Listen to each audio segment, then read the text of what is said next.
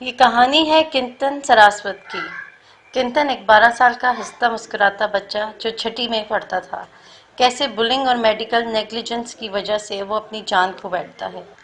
ये बात है 11 जनवरी की, जब उसकी माँ घर पर उसके स्कूल से वापस आने का इंतजार कर रही होती है। वो उसे देखने के लिए बैल्कनी में जाती है और जब कमरे में वापस आती है वो सोफे पर सर झुकाए बैठा होता है। माँ के पूछने पर वो जोर जोर से रोने लगता है और बताता है कि उसके पाँव में जोर से दर्द हो रहा है। किंतन अपनी माँ को बताता है कि जब वो स्कूल के बाथरूम में से बाहर निकल रहा होता है तो उसकी टक्कर एक सीनियर से हो जाती है और फिर वो सीनियर अपने दोस्तों को बुलाकर किंतन की पिटाई करता है। उसे उठा के वो जोर से ज़मीन पर पटकते हैं और बहुत देर तक उसके साथ मारपीट करते हैं। घर पर किंतन का दर्द बहुत बढ़ जाता है।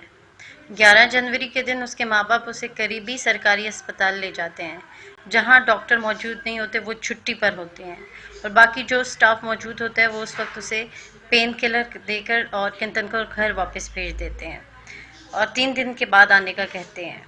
इसी दौरान किंतन के पापा रोज स्कूल जाते हैं और सारा इंसिडेंट बताते हैं, मगर स्कूल अथॉरिटीज ये कहकर पल्ला झाड़ देते हैं कि ये वाकया स्कूल प्रेमिसेस में हुआ ही नहीं।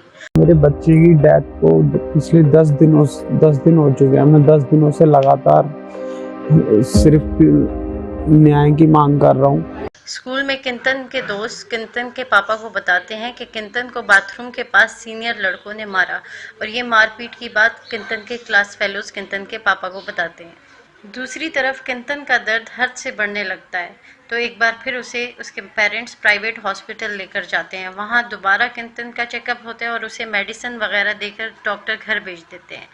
किंतन के पापा स्कूल में जाकर दोबारा रिक्वेस्ट करते हैं कि कम से कम उन बच्चों के नाम तो बताया जाए या उन्हें सामने तो लाया जाए जिन्होंने किंतन को इतने बुरे तरीके से मारा है।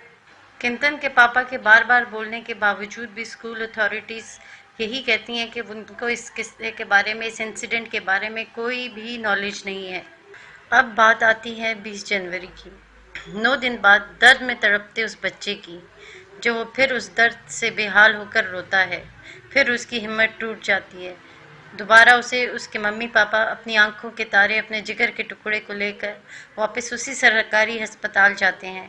वहाँ किंतन को मेडिकेशन और ड्रिप्स लगाई जाती हैं। इतने दिनों से दर्द और बुखार की वजह से किंतन की भूख मर चुकी थी। अब किंतन अपने मम्मी पापा को बताता है कि उसे भूख लगी है। किंतन के मम्मी पापा उसके खाने पीने का इंतज़ाम करने लग जाते हैं, मगर उन्हें ये मालूम नहीं होता कि अब उनकी ज़िंदगी में एक ऐसी घड़ी आने वाली है कि जिसका उन्होंने सोचा ना होगा। बरसों के लिए उनकी रातों की नींद उड़ने वाली है और एक ऐसा घाव जो वक्त के गुजरने के साथ साथ कम तो हो जाएगा, मगर वो घाव हमेशा के लिए रहेगा। 20 जनवरी को किंतन अपनी जान की बाजी हार जाता है। दम तोड़ देता है किंतन उसी अस्पताल में, अपने दर्द के सामने जो वो 2 दिन से बहादुरी से बर्दाश्त कर रहा था। दोस्तों, कौन था किंतन? किंतन एक 12 साल का इंतहाई अच्छी पढ़ाई करने वाला बच्चा था। बड़े बड़े ख्वाब देखता था, अपने माँ बाप की आंखों का तारा था। कम आमदनी के बावजूद उसके पापा राहुल जी, जो कि आम सी प्राइवेट जॉब करते थे, मगर उसकी पढ़ाई और ट्यूशन पर खास तवज्जो देते थे। किंतन बड़ा होकर इंडियन एयरफोर्स ज्वाइन करना चाहता था, ये उसका ख्वाब था। अपनी माँ बाप और एक बहन के साथ वो खुशी खुशी अपने घर में रहता था। दोस्तों, किसने मारा किंतन को? यही सवाल उसके माँ बाप पूछ रहे हैं। बात की जाए सर्वोदय बाल विद्यालय जहाँ पे किंतन पढ़ता था, उस स्कूल में सिर्फ 4 सीसीटीवी कैमरास मौजूद हैं, जो 2 प्रिंसिपल ऑफिस के बाहर मौजूद हैं और 2 स्कूल की एंट्रेंस पे हैं। इसके अलावा स्कूल में सिक्योरिटी का कोई निज़ाम नहीं। और अगर बात की जाए हॉस्पिटल की, तो वहाँ सरकारी अस्पताल की, वहाँ पे डॉक्टर छुट्टी पे थे, जिस वजह से किंतन को कोई भी प्रॉपर मेडिकल असिस्टेंस नहीं मिल सकी। किंतन के पेरेंट्स ने उस हॉस्पिटल और स्कूल को ब्लेम किया है। किंतन के पेरेंट ने कई बार स्कूल के चक्कर लगाए जस्टिस के लिए, पर स्कूल वालों ने उन्हें किसी न किसी बहाने से हर बार वापस भेज दिया। उन बच्चों के खिलाफ कोई कदम नहीं उठाया गया और किंतन के पेरेंट्स ने हॉस्पिटल स्टाफ को भी एक्यूज़ किया है कि ज़रूरत के वक्त सही मेडिकल केयर प्रोवाइड नहीं की गई। लेकिन हॉस्पिटल सुप्रिटेंडेंट ने ये कहा है कि जब किंतन को हॉस्पिटल लाया गया उसकी कंडीशन इंतहाई क्रिटिकल थी। उस स्टेज पर उसे बचाना बहुत मुश्किल था।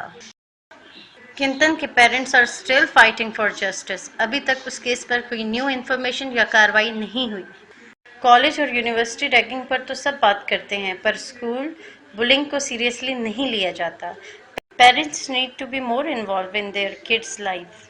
चैनल पर ऐसे केसेस और इश्यूज पर सोशल अवेयरनेस के लिए लाइक, शेयर और सब्सक्राइब करना मत भूलिएगा। Thank you so much.